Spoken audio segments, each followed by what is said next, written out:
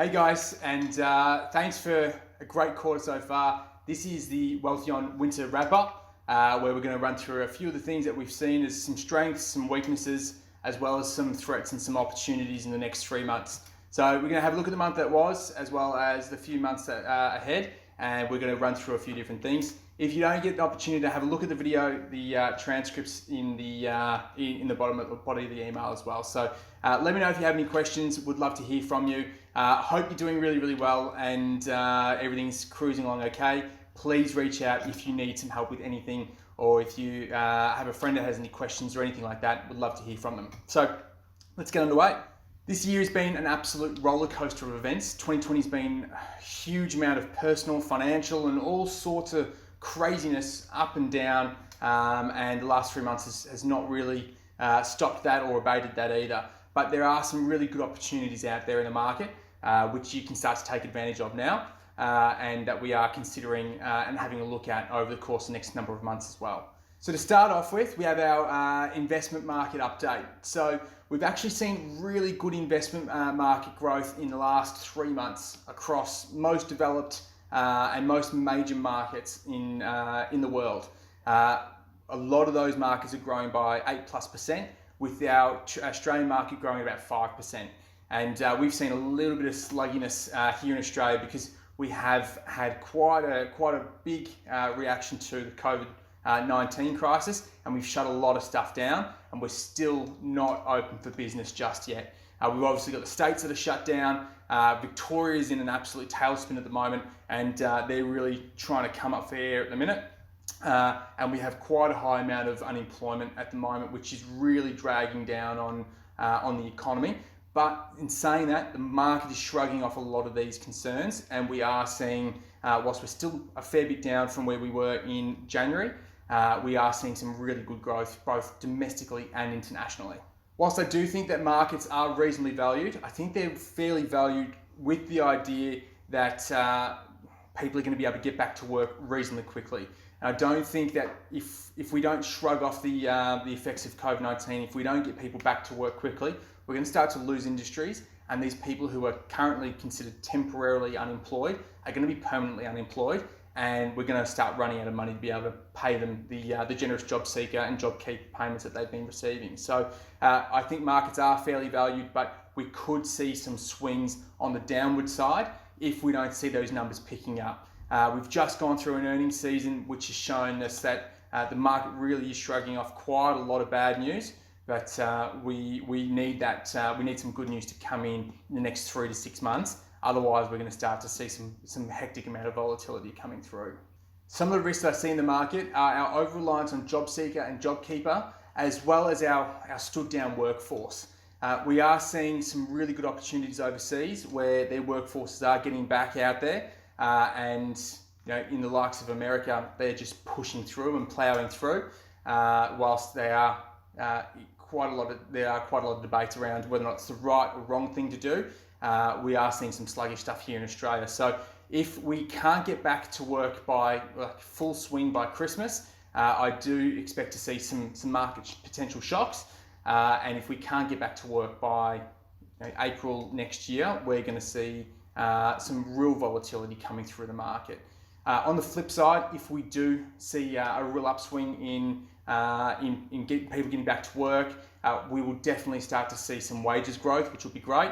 We'll start to see some really good inflation, which will come through, and we'll start to see the market really bounce back to getting pretty close to its previous highs, in my opinion. But it really does come down to that number of unemployed or stood down people at the end of the year and in the start of next year.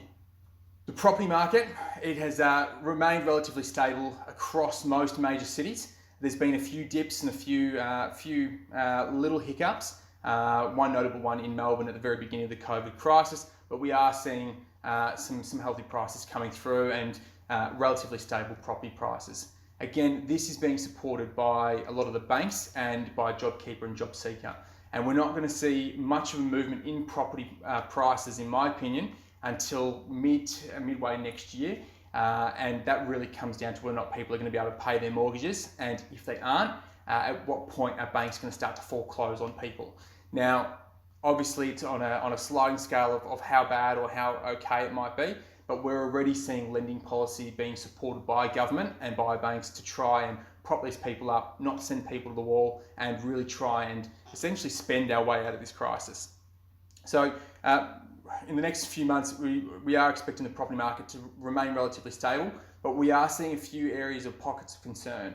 One is that there has been a reduction in the amount of income that's being received by a lot of properties, and there's been a force down in terms of rents that are being paid to property owners. And we're also seeing a housing shortage coming back into fruition as well. So what we're going to be seeing is a dropping in prices whilst an increase of pressure, dropping in rental yields whilst an increased pressure in prices. Now that might be good for your average everyday negative geared punter, but that's not great from the broader perspective of things, in my opinion, because what it's doing is putting too much pressure across two pivotal points. We need to see some good income and healthy income from properties, and we need to see some property prices coming down. So we want there to be a good balance between those two things. From a personal point of view, Lauren and I, if you haven't met Lauren, Lauren's my business partner and also my wife, moving down to Victoria, and we are changing our headquarters from the Whitsundays to Vic. We're doing this because previously we were in the Whitsundays and we were flying down to Victoria all the time. So we're going to be able to see a whole lot more of our Victorian clients a lot more of the time, and we're going to be coming back and flying back up to see our Whitsunday clients on a semi-regular basis. Hopefully we're going to be able to come back up here in the start of the new year, around January or February. If you need anything in the meantime, there's nothing that we can't do via online and via Zoom and those sorts of things. So just let me know if you have any questions or queries. And the reason why we're moving, if I haven't already spoken to you about it, is the fact that Lauren and I are wanting to start a family in the next couple of years, and we want to be close to our parents and our support networks. And also there's been a couple of really good opportunities come up from a business perspective, and we are probably going to be looking at, and keep this between us, I want my clients to know first, we're looking at potentially taking over another couple of financial planning businesses, which means some really good things for you guys because it allows us to have some greater access to better services. We can increase our team, and we can increase some extra services to you guys, and get a good wealth of knowledge coming into the team as well, which are really exciting things that are happening in the next 3 to 6 months as well. So watch that space. For personally, we're happy, healthy, and doing really, really well, and hope that you are too. So some interesting tidbits that we're seeing, which can cause some cause for concern. Some are potential good things that are going to happen. The first is around politics, both domestic and international. I don't envy any politician at the moment, any leader of a government or anything like that, both at a state, federal, international level. There are riots all over the world. There are movements happening. There are no good decisions to be made. Case in point, Daniel Andrews in Victoria. You know, he's stuck between a rock and a hard place, between opening up the economy and being blamed with the deaths of COVID-19, or shutting down the economy, potentially destroying a lot of the amazing economy that Victoria has, but allowing people to get sick and suffer. So I don't want to be any politician at this point in time. So some interesting things coming through there. But we are seeing a real change in political landscape, and I think that people are starting to open their eyes a little bit to some of the downfalls of being a leader, and that it's not all one-sided, which is some really good things that I'm hearing from people on the street and people that I talk to, which is really good.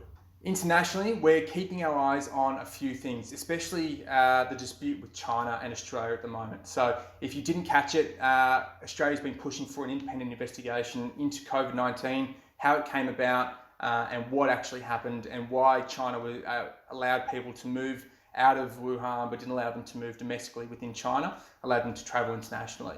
Now, the reason why we want this is to clear up a lot of the conspiracy theories behind what the root cause behind COVID-19 was. Rightly or wrongly, there's been a lot of pushback from China, and they've actually started to throw some heavy punches from a trade position. We're seeing some serious pushback on barley. We're seeing serious pushback and tariffs on beef, And the latest one that's been thrown around is actually around wine. And Australia is one of the biggest exporters of wine to China. So we're seeing a lot of pushback from China under the guise of unfair trade and those sorts of things, but it does seem to be a bit of a bully tactic. Now, this could cause some serious issues for Australia in the short to medium term, as we either would need to find new trading partners or we would need to try and patch up and repair those relationships with the Chinese. So watch this space. It is a bit of a cause of concern, simply because they're our biggest trading partner and they are starting to land some heavy hits. From the flip side, some good news from international point of view is that Tony Abbott was actually just appointed into a senior position in the UK's trade negotiation team and those sorts of things. So hopefully some of the rumours that we're seeing about greater collaboration between Australians and the UK and potentially other Commonwealth governments around the world from a trade point of view would actually come to fruition. So fingers crossed that we can see some greater trade with the UK, maybe some more freedom of movement with the UK and the likes of Canada and New Zealand and those sorts of things. And we can start to actually build a bit of a trading bloc within the Commonwealth, which could really pick up some amazing things. So fingers crossed, I'm hoping that does come to fruition. Again, watch that space, because I think it's going to be a really, really interesting turn of events as Brexit starts to mature and the UK starts to look for some other trading partners. Now, one of the biggest causes for concern globally and which will have repercussions here for us here in Australia is the November elections with Donald Trump and Joe Biden. Now, I don't know which one I prefer, whether it's the devil you know or the devil you don't. I don't think that either side is going to necessarily have a hugely positive impact on American politics and American foreign policy and the way they actually deal with the rest of the world immediately. I don't think that there's necessarily any great leader or any great option here.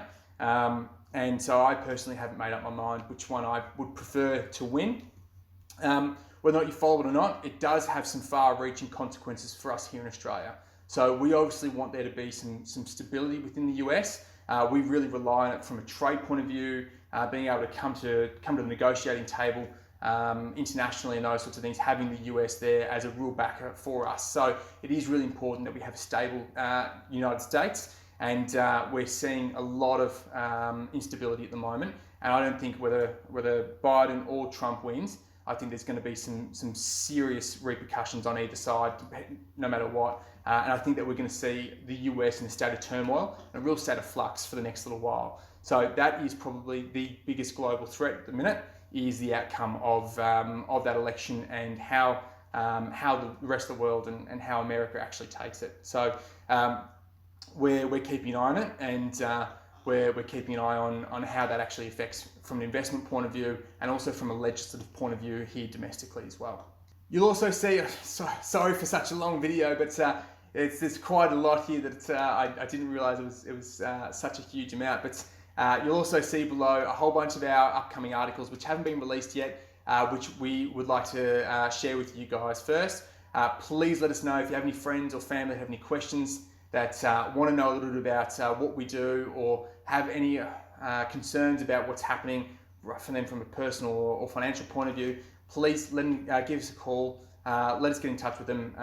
We obviously treat them the same way that we treat you. We offer them free initial chat, free sit down, and we'll go through a few different things with them, work out and identify a few of their problems and see how we can help them out. So have a look at these articles. Please share them if you feel like you can connect with them.